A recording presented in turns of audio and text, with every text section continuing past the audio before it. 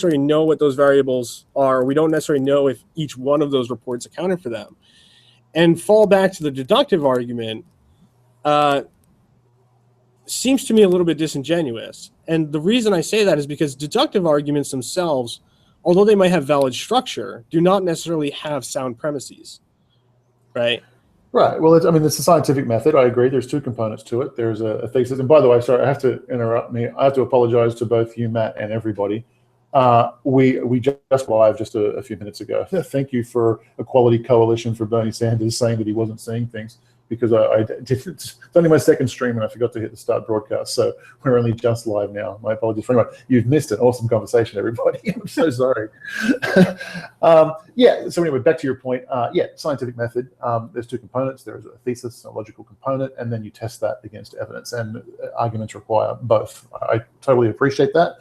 And you raise a very valid point. Yeah, I mean, some experiments can be very, very hard to control for, even impossible. And so you have to discount the data on some sides, but by the same token, you don't want to hang your hat exclusively on theories, because they often get proved wrong as well. So your premise is valid. I don't know how to get around that effectively, but your point is fair. Well, I think to effectively get around it, we look for the correlation between. I mean, if you have, let's say you have 10 studies, right? And each of those studies attempts to control for different factors and sort of finds the statistical evidence supports that unemployment is not increased. Now, if each of those is controlling for different factors, and again, we can argue whether they do it successfully, which is really the basis on which we would dismiss it completely. But if we know one report controls for X and one report controls for Z and so on, then if we aggregate that data, the point that I'm making is that there is some basis on which we can. It's not totally out of the air that we just sort of pull this fact and say that unemployment or minimum wage doesn't really tend to have an effect on employment. Again, we could be wrong, and we could say maybe there's we have 70% certainty, and that's really the argument that's coming down now in terms of popular economists on, this divide between like Hillary and Bernie, for example, right? Where Hillary comes out and she says, well, a $12 minimum wage is all that we can really sustain, right? And Bernie is very pro $15 minimum wage. And there is a serious argument there, right? In even mainstream economics, which I think we would agree libertarians, although have had great influence on economics, are not necessarily mainstream, right? Do we agree with that? Or Sorry, say it again. That even though libertarians have had a great influence on mainstream economics, the sort of libertarian or neo-Austrian school even is not the sort of mainstream, right? Definitely not. I completely agree. So the point that I'm making here is I'm not trying to say that might equals right in terms of just popular arguments are the correct ones, but the point that I'm making is that when we look at mainstream economists, there's a divide between the $12 and $15 minimum wage, which shows that even they are taking it seriously enough. The question of whether or not raising it too much can have this effect, and they're willing to state claims as to if you raise it to a $15 minimum wage, that you're going to totally collapse the economy, right? Or it's going to cause such significant inflation or unemployment that there's going to be greatly significant impacts, and thus they don't, they really push against that. So there's a divide there. And I think what that divide is indicative of is that, again, even if, and I'm not saying it proves it, right, but I think it's indicative that the aggregate data that we have, looking at social averages in terms of trying to pin what the minimum wage should be, regardless of the deductive argument as to whether or not it's morally right, or even if your deductive argument is true to an extent, maybe a certain extent of unemployment is acceptable if there's other countervailing factors, right? And that's the argument that mainstream economists are having. Now, we're having a very different argument, but I think that argument is important to understand what we're actually talking about when we're talking about a minimum wage, that we're not talking about just some ideological position, right? It's not just, hey, everyone get $1,000 an hour and we're going to make the world better, right? There is a serious argument to be had there that's around the data. So it's not, that's the thing I want to be, particularly careful of, is that it's not an ideological position to just keep driving minimum wage, there's a serious concern about to what extent is correct. And arguments of whether or not they can make that assessment accurately aside, at least that argument is taking place, so we can be assured in some sense that we're not just talking about ideology overriding the facts, right? Or the facts as we can perceive them. So this comes down to, okay, you said there's several different schools of thought, $15 per hour, $12 an hour. If we could touch on Bernie Sanders here, I've heard him say that the way in which he arrived at the figure of $15 per hour minimum wage is that that's what people need to live. Yes. And this logic to me just makes no sense. It's like, I was to say, well, how much, we're going to drive from LA to San Diego. It's like, well, how many gallons do we need to put in the car? He goes, well, right. I want to wear a hat today, so 7. That piece of information has no bearing on what the person is worth at work. I understand it feels nice to tell yourself that we're going to pay this person enough so they can live at some level that we arbitrarily pick out of the air and say that's a pleasant living standard. But it doesn't have any bearing on anything. It doesn't account for what if the person's not worth that? What if they're not valuable? What if it's just a backward argument? It's not the relevant piece of data to arrive at the question. What do you say to that? I say overall you're correct. I don't think that's what Bernie's doing necessarily. Maybe to an extent, and this will get into my sort of Marxist roots. First off, let me be clear that there's, I think at this point, over 200 economists, from various universities who have signed on to the $15 minimum wage proposal that Bernie has put forward, and you can find these on his Senate website, et cetera. Now, certainly there's, probably an equal number, maybe even more, maybe less. I'm not sure the exact number, but certainly there's some number of economists who are signing on to Hillary's position of the $12 minimum wage being the accurate one. So, I don't think it's proper to say that he's necessarily arriving at that figure based solely on this notion of that this is what people need to live. I think that is his rhetoric and part of his argument for where we want to go. And I think there's a reason for that. And I want to be very careful here because I'm not trying to claim that Bernie Sanders is a Marxist by any stretch of the imagination. But even if we talk about the difference between a socialist and a democratic socialist, or a social democrat, even if you want to call them, the influences of Marxism are clearly there. And that's where you can draw sort of parallels. And that's where that argument comes from. And, I'm willing to defend that argument in a different way, in a different light, because it's not a utilitarian argument, right? Or at least it's not a utilitarian argument in terms of some notion of universal utilitarianism. So I don't think Bernie's necessarily arriving at that from that position, but I think that is part of his rhetoric. And I think there's a reason for that. I think there's a political reason for that. Right. So, okay. So at least you do agree that by rhetoric, that's his argument as to how he came to the figure. He may have some closed door other way that he arrived at the figure, but from all we know from the outside, that's the way he arrived at the figure. So, yeah, and like I said, it's I mean, let's say something happens, like there's we go to war, or major disaster, asteroids, whatever, knock out half the planet, whatever, right? And standard of living has to suffer drastically. Then, who cares what it takes to live at some level that we arbitrarily decided at that point in time? And these minimum wage laws stay in effect for often years.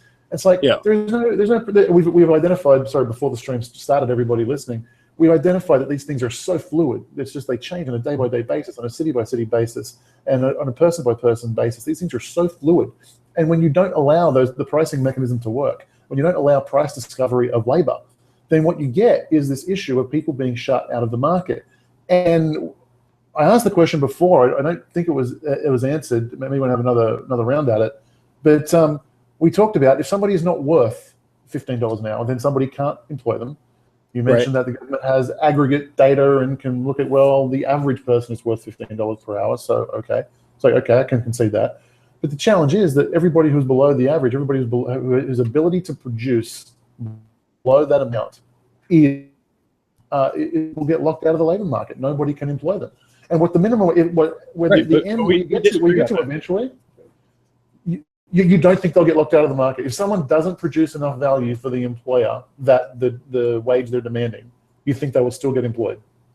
I think within limits there are countervailing factors. So you're correct in the long-term sense, right? You're correct in that if someone is not producing wealth for the employer, then they're certainly going to be either fired or not hired to begin with if they don't project that they would produce wealth for them. That's beyond a doubt, right? I mean, that's, again, just a logically deductive argument. But there are countervailing factors within reason that someone who is not necessarily worth an amount might be hired regardless. And this comes true in terms of like how we normally hire people. So, for example, I remember when I first started at my current job, which was in a different location. But the first time I started, I actually quit that job after 6 months.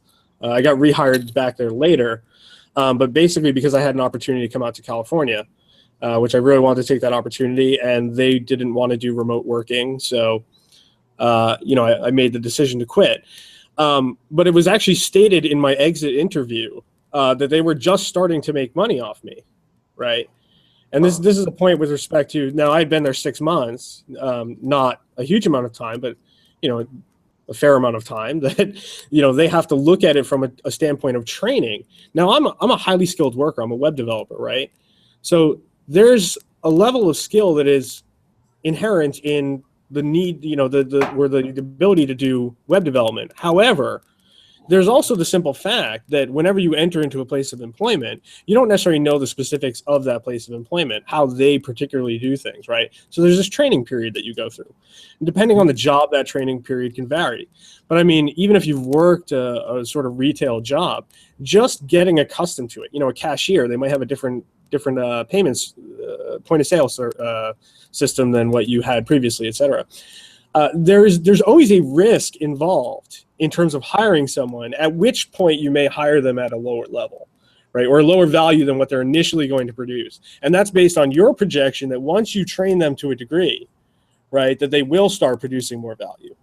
So these are the countervailing or one of the countervailing factors. I think there's multiple countervailing factors that don't make it as rigid as your argument sort of presents it as, right? And these are things that the businesses and capitalists deal with every day. I mean, you could say, it's like arguing, if the price of oil temporarily drives transport costs up, right?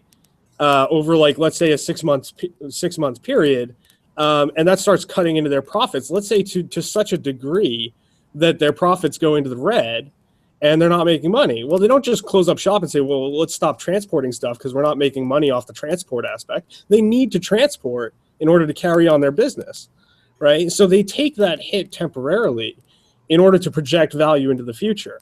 And this is really the essentials of stock trading and how we look at finance capital in general. I mean, people are willing to take risk for that.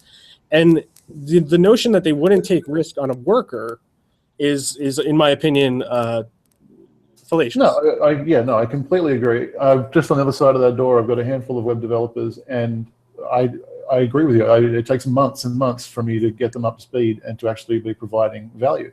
That's a criticism. That's contained in that statement is an absolute criticism of the education system, and I have tremendous sympathy for them. They come out of colleges with, I would argue, very little skills, a huge amount of debt, and I have tremendous sympathy for them. I think it's a very challenging system, and I have to, because there's such a poor pool of employees to choose from. I have to go out and find somebody, take losses on them for months and months and months, and I have to provide the education for them.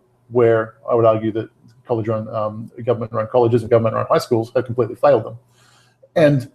And so, yes, this does happen, and I do take that risk, absolutely. But I take that risk with an expectation of reward. I take that risk with an expectation that, yeah, I understand that some people are going to leave 3 months after I employed them, and it was just a total loss for me. total loss for me, and they got the benefit of all these skills and a bunch of money. I get that happens sometimes, but you hope that some people stay around 2, 3, 4, 5 years, and you make your money back on them and everybody else. As an employer, you have to go through all of those risks and challenges and do that. I totally understand that. But contained in that is an expectation of reward.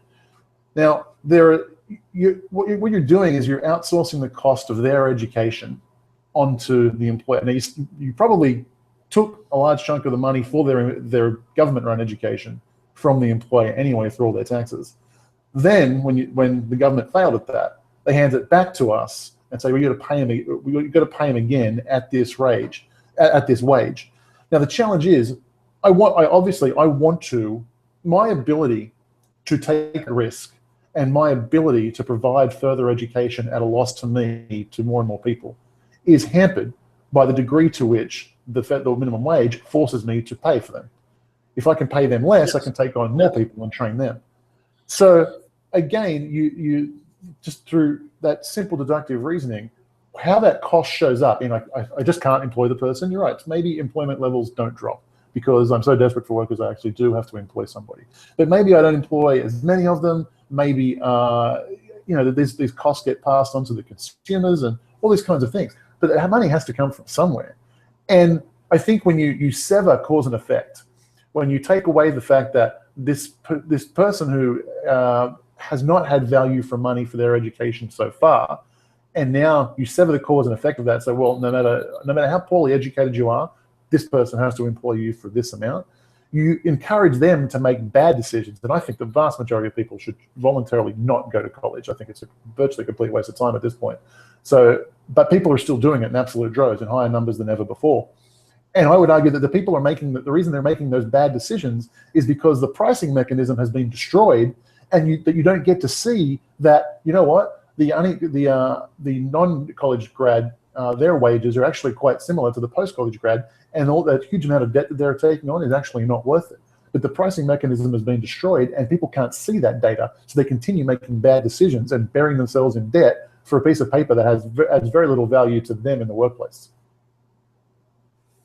Right. So I think we're not in total disagreement on a lot of the things you said, and again, trying to avoid the sort of educational aspect, just because I don't want to necessarily go down that road again. And we'll concede it, continuing to concede it for this discussion, that the education system is terrible and produces low-value workers without adequate education, and potentially putting them in debt, and et cetera, et cetera. So we're conceding that fact. The point that I'm making, which I'm not sure is necessarily addressed, is that there is some point at which, so let's say there is a sort of average minimum value, which I think we agreed on, right? That there's an average minimum value that if we took, yeah, right. So if we take all workers that are currently below, in terms of actual value that they produce, currently below the minimum wage, right? So let's say there's workers right now that only produce $5 worth of value.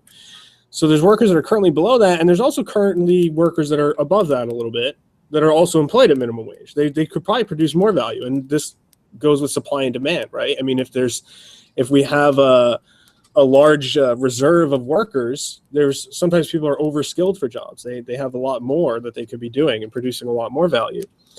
And this goes back to this idea of this equilibrium point. Now, I don't subscribe to general equilibrium theory in terms of economics. But let's, for the sake of this argument, assume that there is a set actual equilibrium point. And the point that I'm making is there has to be, just in terms of mathematics and in terms of the data, there has to be a point at which we can say there is an average minimum wage which makes sense for the current aggregate of data that we have. For the people that are below and the people that are above, with respect to supply and demand, there is some equilibrium point at which we can say we can safely set this, and the countervailing factors with respect to value production for someone below that will enable them to continue to get employed, and the offsetting factors for someone above that will, perhaps lower their potential, right, in terms of standard of living, but not necessarily lower the reality, because if they can't get a job in something they're actually skilled for, then they get a job where they can, right? there is some point there is the point I'm trying to get at. And I think we agree on that there is an actual data point that exists. Do we agree on that fact? Well, I could agree on a point that it is possible that you could set a minimum wage and it could have a negligible effect on an unemployment rate. I can agree on that. But what I cannot agree on is that there is no cost. Where the cost shows up might be in different places. But the moment you interject that rule and destroy the pricing mechanism of the market, you are creating an efficiency which will show up somewhere in the system. It will be a cost and a drag on society. It will encourage people to make poor decisions for themselves. And there is a cost in the system somewhere. Okay, I'm not necessarily following where in terms of cost, are you talking about perhaps the potential value that could be realized if we abolish minimum wage, for example? Is this like the idea that we could have potentially stronger growth in the economy that we're missing out on? Yeah, there absolutely. Yes, that is a point for sure. In that every interjection, every time you mess with the market, you create some distortion. And that cost is at economic growth. So people in the future are paying for these market interventions today. We're intervening in the market in an attempt to make something more fair or more whatever, make someone's life more comfortable. But people in the future, their quality of life is going down, and you might share it amongst a lot of people. But yes, there is some opportunity cost there. I think that's a fact. Do you think that's a fact? I mean, I think it may be a fact in certain instances. I don't think it's necessarily a fact in all instances. And I think we run into this situation where we're sort of constrained by the limits that you've put on acceptable data, because we have the question of whether or not we can control for enough things to determine this, and two, the fact that the only way to really the only way that we could prove this in terms of solid data, it sounds like, or empirically for you, is to literally go back in time and change the decision, right? Because even if we have something where we control for all the values and then we check out the results later, like let's say we increase the minimum wage, right? And we're like, okay, now we're starting to see these problems arise, right? These costs to society, as you're talking about. And then we say, well, that didn't work, so we're going to lower it a little bit, right? But now the whole society has changed in the meantime, right? So the controlling factors, even in a single location, and, there's just, we both have that challenge. We both have that challenge in that you can never split test. It's not like web development. It's like, well, we've got 5,000 visitors. Let's show them two different pages, see which converts the best. Your society runs away and you don't get a do-over. So yeah, you have to rely on the bits of information and the data that you can acquire, controlling for as many variables as possible, and logic. And that's why it's a great and interesting topic to discuss, I guess. Right. So if we're going the logic route, then yeah, like I said, I mean, I think we agree with a lot of the basic premises that you've put forward, a lot of the basic ideas. But again, the logic that I'm putting forward is just this question of countervailing factors and the simple fact that there is a point. Now, the other question there is, if there's a data point that represents this equilibrium, obviously there's the question of, can we actually discover that, which I think we're both agreeing is very difficult, if not impossible, to discover the optimal, right? Yeah, and it literally changes minute by minute. So I would actually say impossible. So then your argument there is that the best way to do this, because we can't do that, the best way to do this is just to turn it over to the market and just let the market handle it. Yeah, there's two main ways in which at least we're discussing. How can we achieve this? And there's the pricing mechanism, thousands of individuals, marketplace, constant negotiation, or there's committee of elected wise people handing out a dictate that has to apply to all people that they don't know, have never met, never going to meet, different cities. And there are two choices. And so, yes, between those two choices, I would argue that the market is going to come out with a more efficient answer almost every time. Would you? But I think you'd tend to agree with that. Wouldn't you agree that that's more efficient? But I think for most leftists, it comes at a cost of potential inequality, which they're not comfortable with. And they're willing to sacrifice efficiency for more quality. Is that fair? I think it really depends on what we're talking about when we mean by efficient. So just a sort of, it's not really relevant. Well, it is relevant to this in a sense that they were trying to determine prices. A lot of people talk about the Soviet Union. Reason for collapse being that they were completely incapable of determining prices. They had no market mechanism, and without the ability to determine prices, they couldn't keep an actual track or understanding of where capital should be invested, where it shouldn't. So basically, they go into putting resources in the wrong place and taking resources away from the other place, and the whole supply chain gets screwed up, and you end up with rationing in some areas and oversupply in other areas. Yada yada yada. So there are attempts to sort of address that in terms of efficiency. Now, whether or not it's possible to do so, that to me remains an open question. I think in the terms of like absolute possibility, then I would say it is possible to do so in principle, not necessarily in practice, right? But in principle, we could have all these different data points that are required. And in principle, we could have a mathematical formula that can crunch these data points and a quantum computer that can do all this within a split second, and literally have a constantly adjusting minimum wage, right? To which that, people who work over the course of an hour, the minimum wage determined by this system could adjust with all these data points 10 times in the course of an hour, and the people work at a variable rate, right? Or something like that. Now, obviously we're not there on a practical level. Obviously, you may argue. To your point, we kind of are in one little niche. I know when I go and call an Uber cab, it crunches all this data and it comes up with a rate. If they need to bump up the rate to attract more people to go and jump in their car and start being Uber drivers, the rate goes up. More people jump in their car, start being Uber drivers, and the rate comes back down. And so there's a perfect marketplace where this price goes up and down depending on the demand and supply. So, but that is the market. Why you would want to hand it over to regulators to do the same thing less well doesn't make sense to me. Yeah, so this is the point, is you're saying that is the market, and I'm saying it's a distinction between the data and the way that it's being computed versus the mechanism or the institution that's doing it, right? So the argument essentially is, in my opinion, that the market sort of does this in a naturalistic way, right? That the market, being that it's comprised of individuals and we need all these individual data points, if we concede it over to individuals, then we have that currently efficient method.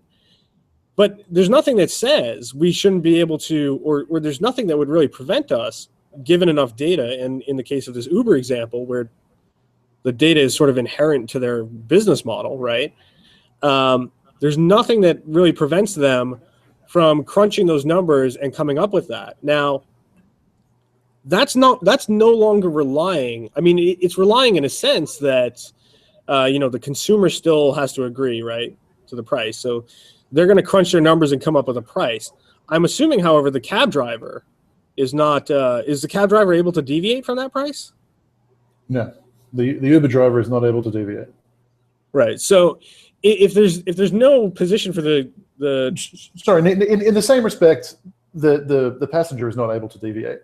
It's like the price is constantly fluid, and as you go to book the Uber, it'll say, here's our best guesstimate at what the price is, depending on mileage or whatever else. And both people agree, and it's like a contract. For the term of that ride, the numbers are agreed upon. But parties don't have to ever participate. And the Uber driver at any point can say, I'm not an Uber driver this hour. I'm going to go to lunch because the price dropped so low, it's not worth my time. I'm going to go to lunch and right. But once you've agreed, you're locked into that. Yeah, for the ride, ride by ride by ride. But so I mean, if you agree to I mean, I presume there's some sort of projection involved that you could agree to give someone a ride, maybe even the next day, right? And you take a look at that, but I don't think you can lock in. I don't think you can lock in rides that far in advance. The price is for it anyway. Okay, but let's say it's like within an hour, right? But then the price skyrockets within that hour. Now you're locked into that contract, right? Like I said, I don't think you can. Like you not in the Uber system anyway. You can't lock in price. You can't lock in a price that far in advance. I could be wrong. I don't use Uber that often, but I don't think that's the case. But if you want to make a point, we can pretend that's the case. I'm curious to know I'm curious to know where you're going with it. How it actually works is irrelevant. Right. Yeah, Okay. I'm curious to know where you're going. The overall point that I'm making here is just that the market is no longer being left up to really the individual naturalistic explanation, right? It's overturned to calculatory mechanisms that are based on number crunching, essentially, right? That's based on prior information about the system, right? So it's not based on the current action. What's that? Yes, I know. I'm happy to concede that. That's fair. Right. So we look at all this prior information and we come up with a number that we think is best for now. Yep. Right. But we're constantly looking backwards in a sense, even if it's very rapid. Yes. And the point there would be that then given that mechanism or given that access to that data or information, the same could be conceivable for a government body to do, and to do with the same level of efficiency as a market. And this is essentially what there's a mathematical model called the Lang-Lerner model, which goes into this way to basically set equivalent market prices, or at least sustainable market prices, in a planned economy. But here's where that fails. You said earlier on that there's no reason why government couldn't do the same thing and achieve the same result. But there is a reason why it can't do the same thing. Because the moment the government crunches the numbers and arrives at a data point and says the price of X is now Y, and enforces that, then voluntarism has been removed from the marketplace. All data in the future is now wrong, is now skewed. Well, voluntarism is not in the sense that, look, so let's say it's on some interval, right? I mean, voluntarism is not in the same sense, at least, as your Uber ride, right? In that if the government is setting these prices, and it's some relatively capable interval where someone can look at it and go, the price of labor is dropping, and it's dropping fast, right? So the minimum wage is dropping fast, and I'm at this variable rate job. I don't want to work here anymore for that amount of. They can quit, right? They still have that voluntary option. Or the employer looks at the numbers and they go, oh, the rate's increasing. I don't want to employ this person anymore at that rate, right? So they fire them. So there's not. The voluntarism is still exists in the same sense that you've provided in the Uber ride. You haven't. No, that's like taken it away. That's like saying, okay, so the government has analyzed the price of Apple stock, and they've said it's $100, and it's now dropping. You can't sell it for a lower price, but we're going to allow you to be the voluntaristic aspect of you to not buy it. It's like, but I want to buy it for 99, and the seller wants to sell it for 99. But the government's saying we can't act, and so now the price we know the price is 99 in this example, but the government hasn't reacted, and the government has no way of knowing that the market has changed because they forced the price. So all future data is corrupted. There's just no way for the government to know the data because they mandated the price.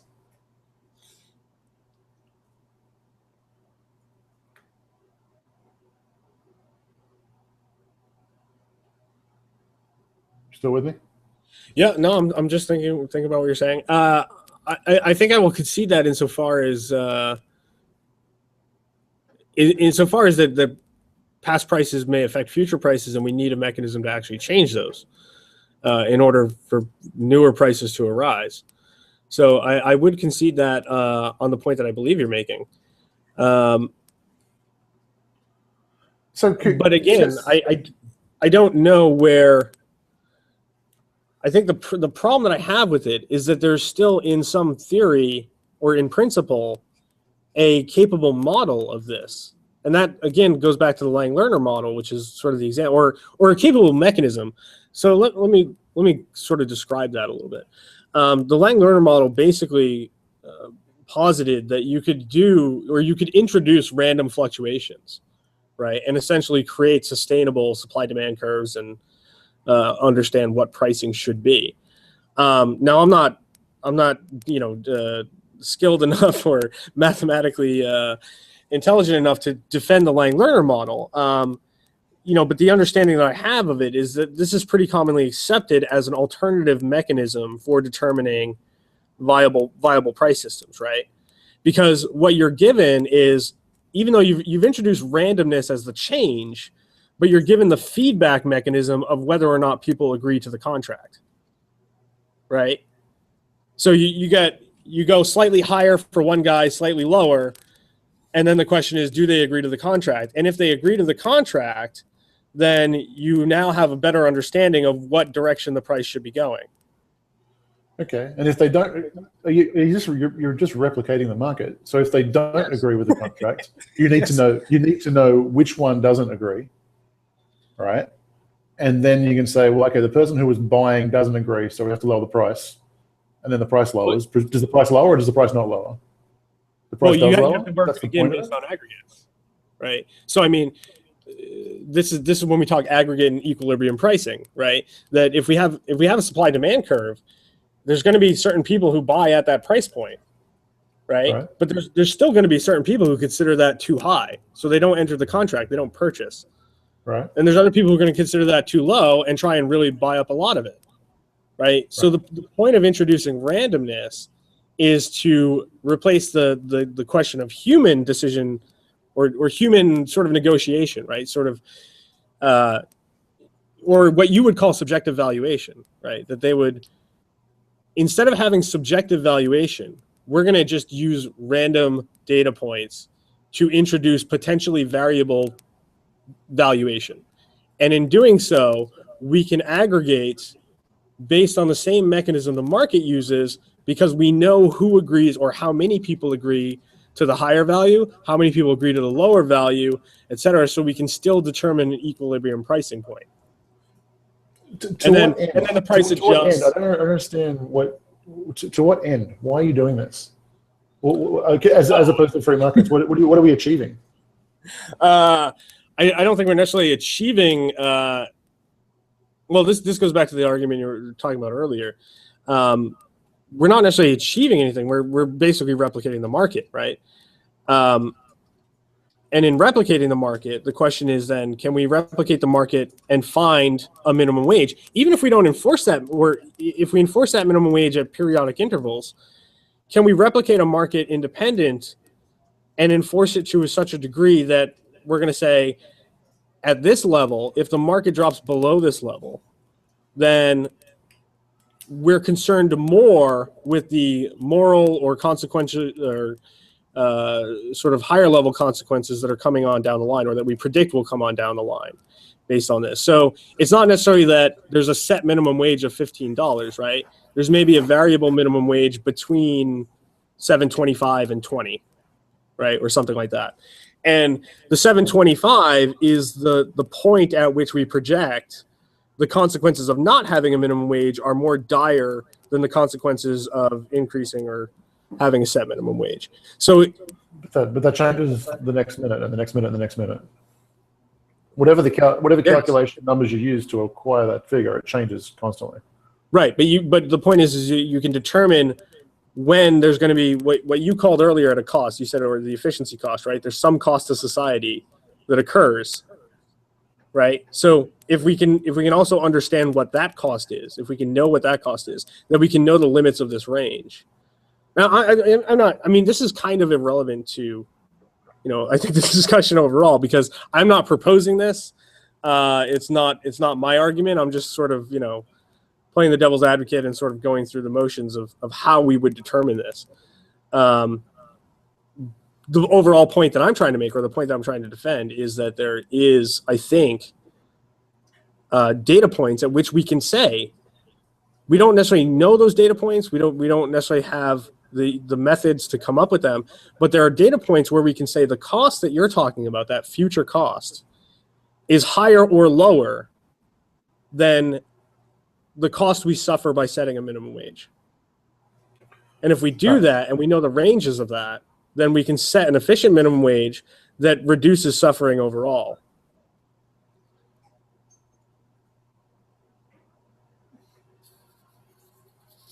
That last part of the overall part is because, by definition, so if you come to me and say, I'm willing to sacrifice efficiency for some other benefit, then we can agree on that and move forward. But if you come to me and say, I can create more efficiency by effectively destroying the market and using the coercive powers and number crunching and coming up with the correct minimum wage, then that doesn't work. I disagree with it, I should say.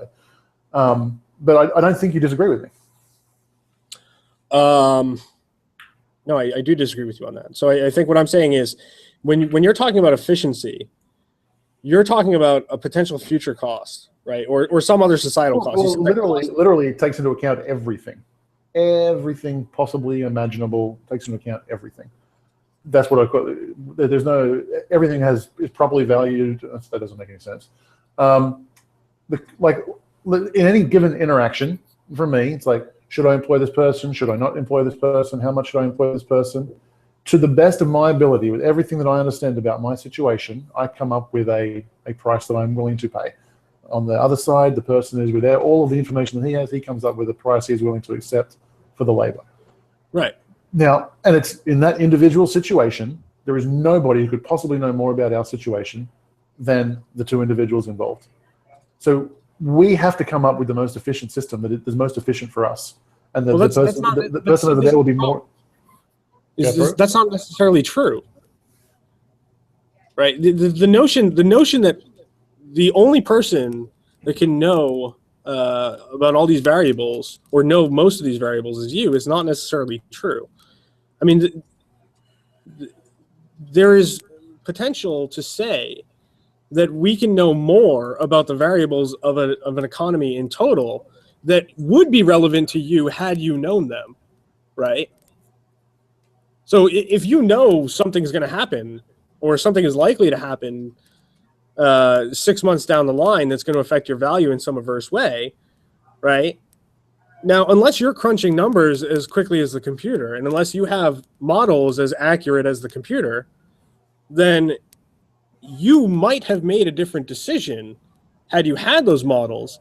But the only reason you're making the decision that you're making now is because you lack those models. So I think it's not accurate to say that there's not a potentially more efficient system. Okay, so you're certainly a elected committee of wise men, managing some a system could not possibly know all the individual factors for all the different people. But you're saying there's an artificial intelligence option here, where it becomes a possibility that the machine knows more than all of the individuals involved. Is that what you're arguing? Yeah, I'd say that's a viable summation. Okay, I mean, am I happy to accept that? I'm happy to accept that for shits and giggles. There's a possibility that some artificial intelligence at some point in the future could possibly know more than all of the individuals involved if they're literally wired up to our brains, Matrix style, and can know how much I like chocolate more than vanilla and everything. No, I don't even know if it's that far off. I'll be honest. I don't know if it's that far off, and I don't think. I'll be more than happy to look at it. That's a different thing. But you're not an advocate of minimum wage then. You're an advocate of minimum wage now. So I don't understand how. Okay, but well, to be clear, I mean, up until this point, I've been arguing the economic aspects of it. I don't believe that minimum wage, and this goes back to what I was saying with Bernie, and with respect to Bernie's influences and rhetoric. To me, the minimum wage argument is totally different from my perspective. It has nothing to do with efficiency. It has nothing to do with any of this. Oh, so this is what I'm trying to get at. So, but you do agree that we are sacrificing efficiency by introducing a minimum wage. But there's some other aspect. You're saying a higher purpose, which is why you're justifying it. And I'm asking what that is. Well, I see, this is the thing, is I don't necessarily agree with that. I think what we can say is with any change in the minimum wage, we introduce the potential to be creating a more or less efficient system, and it's sort of a gamble, right?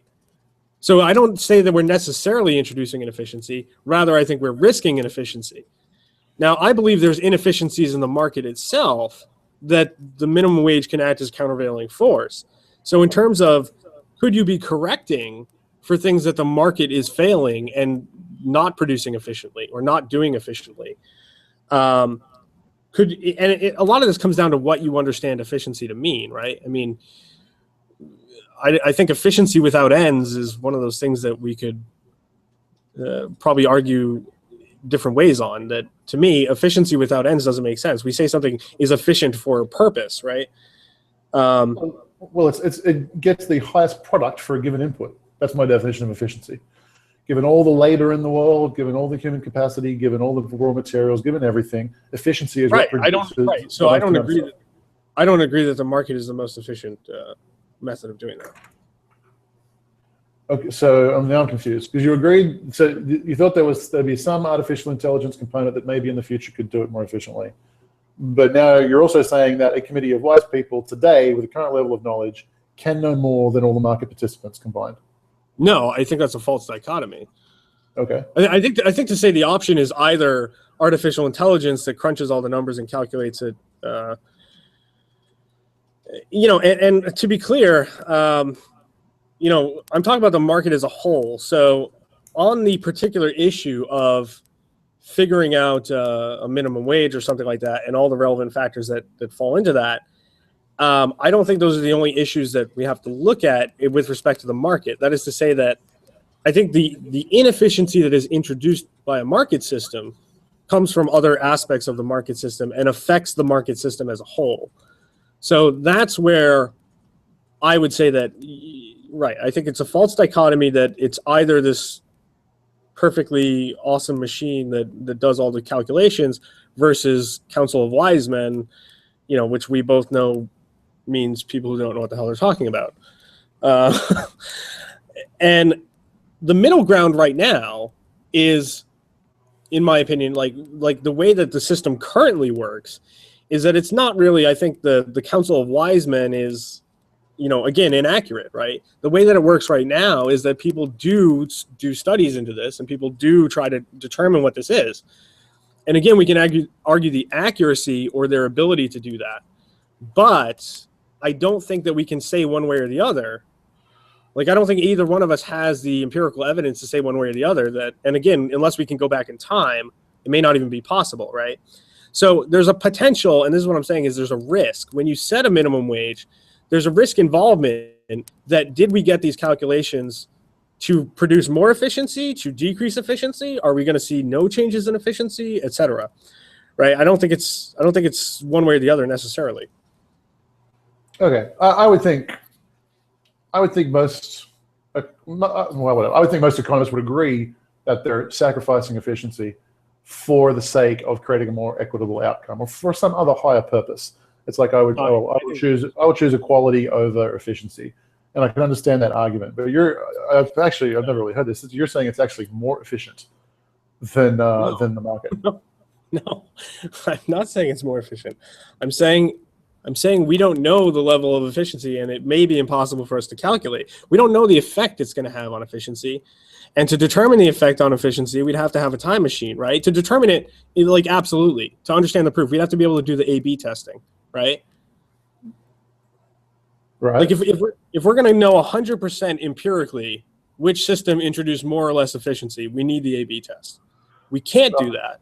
Yep. So what I'm saying is that the current way that it's done, which is also not necessarily a method I agree with, but the current way that it's done lies somewhere in the middle of your hypothetical dichotomy of sort of wise men, right? Which to me has a sort of connotation that, again, that I think we're both talking about when we use that sort of phrase. We're both talking about people who just don't really have an idea, but sort of project this notion that they have an idea. Right? Because we don't believe elected officials. That's the point of it, isn't it? It's like we all vote on someone to decide what. Right, and they could be a total idiot. They could be a total idiot. Yeah. Right. So we have these two sort of endpoints, and I'm saying right now the current calculation falls somewhere in the middle. But I don't think it's. You're not gonna win an argument on the Senate floor, by just saying I just think it should be this because it's awesome. Now you could argue the morality of it and maybe win. But I think pretty much every senator or congressperson is going to come to that meeting and say, here's all the economists that I'm looking at, and here's the information they used, et cetera, right? So when they when they form a committee and they do these like congressional research reports, these reports that they produce are not just people sort of making up numbers because they're morally or feel that it's, the moral thing to do. That may influence them, yes. There's obviously confirmation bias and things like that you try and weed out. But again, to say that it's like to that extreme, I think is false, right? To sort of give the connotation that people are just doing that, just coming up with moral arguments is false. There is economic data that's there. And again, aside from accuracy, there's economic data that's there. And whether or not it's correct, and whether or not, if it's correct, we're producing more or less efficiency, is a point of uncertainty. So I'm not saying it's more efficient or less efficient. I'm saying it has the potential to be either. And that's a valid concern, I think, right? To say that there could be costs that we're preventing in the future by increasing the minimum wage. Yeah, well, given there are, as you correctly say, without a time machine and split testing, you can't actually know with complete certainty because there are so many variables. So that's true. We can't know for certain. So I guess it leads us to a point where we have to choose which one of these two horses we want to bet on. Right. And one of the horses is we elect some people, we hopefully elect the best people, hopefully those people employ the best people, they have access to the best data, and with the data that they have, then they make a decision and that applies to everybody. Or you can have millions of participants who know the most about their situation, and they're constantly deciding, engaging, not engaging, entering into contracts, not entering into contracts, and this price mechanism very, very fluid.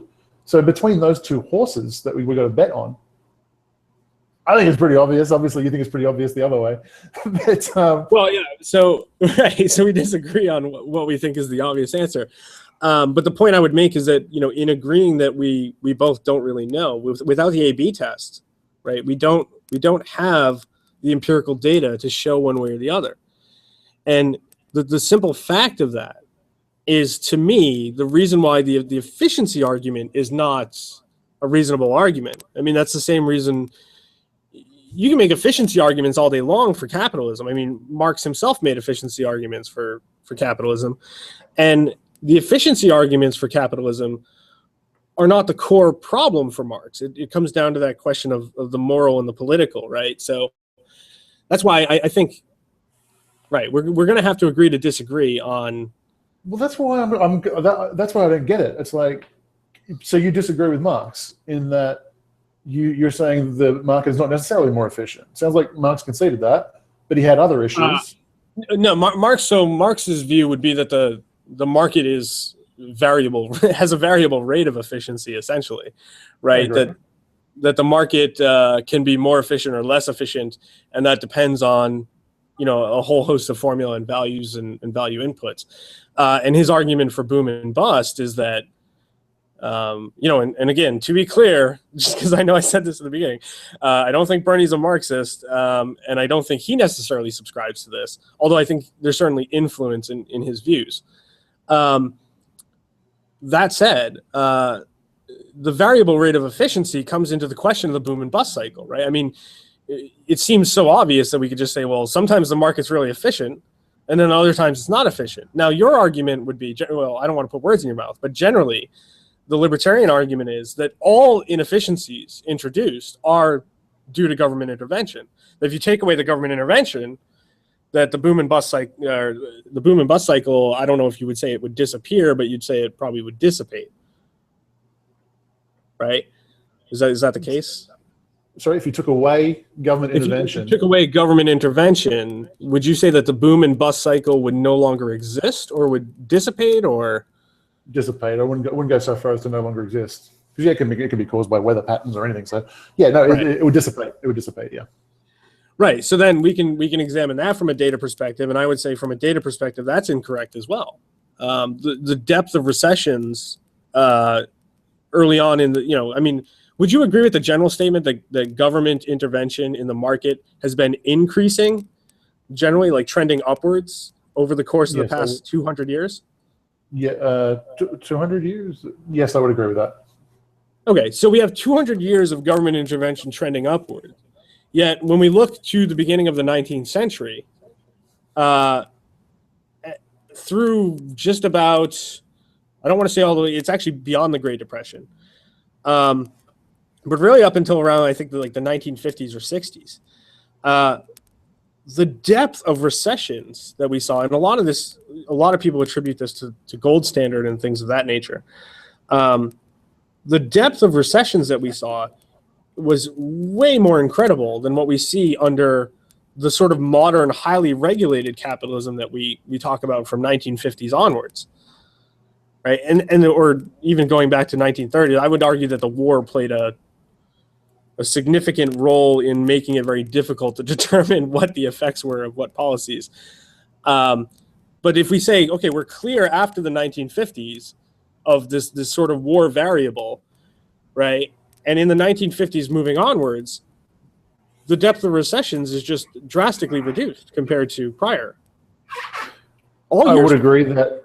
I would agree with that. I would disagree with what you said. You made the phrase of 200 years of data.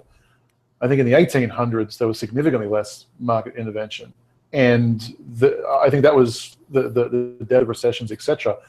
We recovered very, very quickly from things, and like I said, there's all sorts of outside forces, wars and whatever else. Things were recovered very, very quickly. The Great Depression of 1921 lasted like 18 months, and it was a bigger, deeper, shock to the system than was 1929. But the New Deal, all these new market interventions come in, and the Great Depression dragged on for a long time.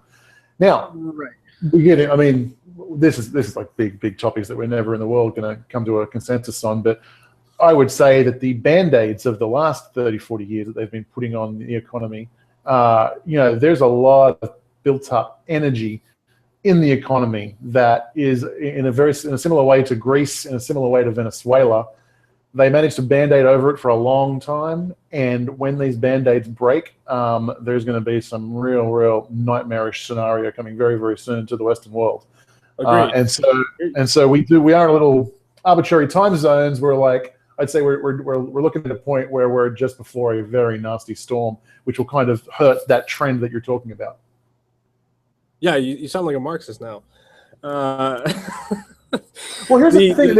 I find universally across all the different things, 99% of people agree with the problems. It's just, I get it. Wealth inequality, income inequality, wealth inequality, all these kinds of things. We agree with the problems. The money flowing through politics. It's just when it comes to we don't agree with the problems. I mean, we superficially do, but you and I even don't agree with the problems, because to me the problem is capitalism. Like to me, the question of not in terms of morality or inequality, but in terms, I mean, that's a problem too. Yes, it is both, but just even in terms of efficiency. So let me go back to what I said earlier in terms of variable efficiency. I would say that there's not only variable efficiency within capitalism on a sort of cyclical scale, the boom and bust cycle, right? But there's a variable efficiency within capitalism in the long term over time as a trend, right? The capitalism starts off very strong.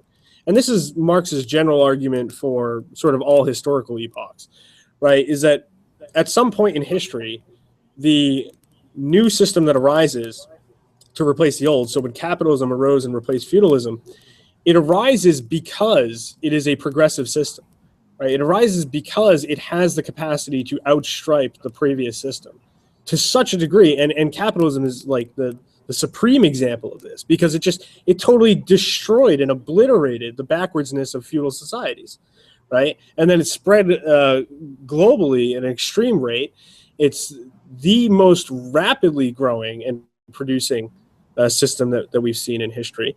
But then the problem is the argument that Marx makes is that as the system itself changes the underlying facets of the system, as technology changes and as money itself takes different forms over time, and as the structures that capitalism is mediated by change, it becomes increasingly inefficient or increasingly prone to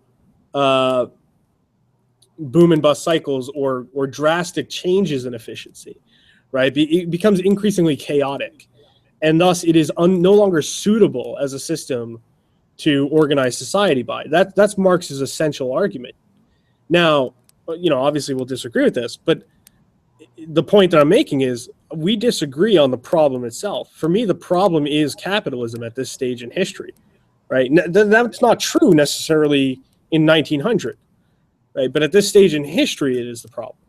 And in order to resolve that problem, we have to move beyond that. So with regards to I could speak maybe more accurately, because I can see what you're saying. I think we agree on the symptoms, but we disagree on the diagnosis and the cure. But we're seeing the same things in the world, and the vast majority of people see the same things. And we look at these symptoms: wealth inequality, terrible education standards, etc., and we see, well, something's broken. Right. And then we scatter off in all different directions. It's like a libertarian might say, yes, that's because we've stopped being capitalist and we've progressively moved step by step back towards socialism. And the left would argue, no, capitalism just grew into such a big monster that it's this cancerous beast. And is that a fair? And that's no. I would say it's always been a monster. The difference is at some point the monster was sort of fighting on our side, and now it's turned against us, right? Right, but how do we? Is there? And we're getting well into this thing, so I want to wind it up pretty soon. But is there? Given that's the case, is there something?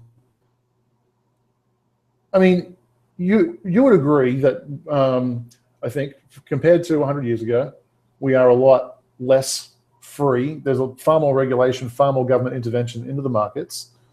And during that time, we've gone from just American society, we've gone from a space of having the largest middle class the world has ever seen into a massive wealth divide. And I see that as a very strong correlation throughout that century. How do you reconcile that data with your idea that, well, we need more government regulation in order to cure this? Well, I don't argue that we need more government regulation. I don't think Bernie argues that either. Okay. I mean, the argument is not more government regulation. It's the right type of government regulation or different forms of government regulation, right? So, I mean, Dodd-Frank is probably more government regulation than Glass-Steagall. But Glass-Steagall, for the simplicity of the bill overall, may be far more effective at regulating capitalism than Dodd-Frank will ever be. And part of that might be because it actually allows for more freedoms on the divide, except for the one freedom of being an investment bank and a savings bank at the same time, right? I don't know how familiar you are with those two laws, but not to a great deal, to be fair.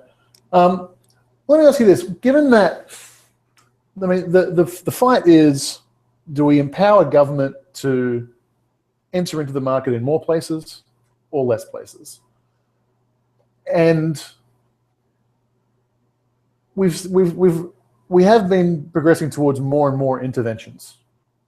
I mean, if you measure it by pages of documentation or pages of laws, you might get a different answer. But by societal standards, have allowed government to intrude. you're breaking up there a bit, or maybe it's me. Connection problems. Hey, chat room, I can still see you. Is he frozen or am I frozen?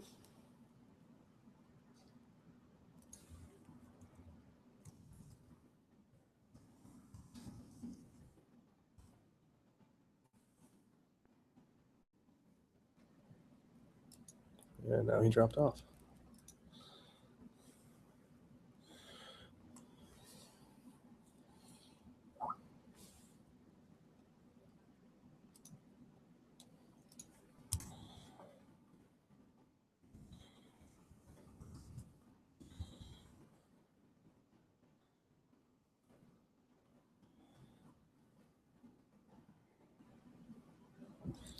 Hey, I'm just talking to him on Skype now for I don't know if he's still broadcasting because of this. I assume so, because the chat, you guys can still see me in the chat, right?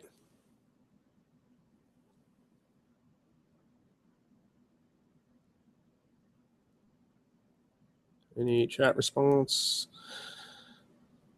No one in the chat is responding.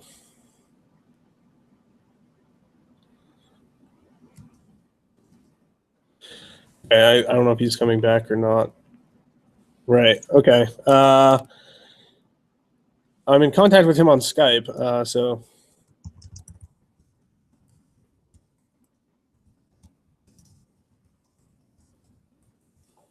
see what happens.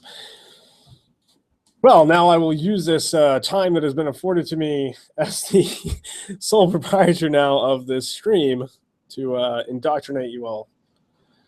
No, I'd be happy to answer questions in the chat if the chat has questions. Oh, he's back.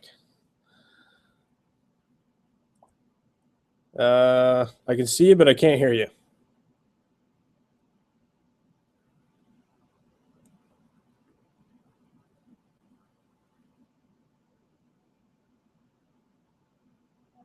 No, still no audio. I don't know if the chat's able to hear you.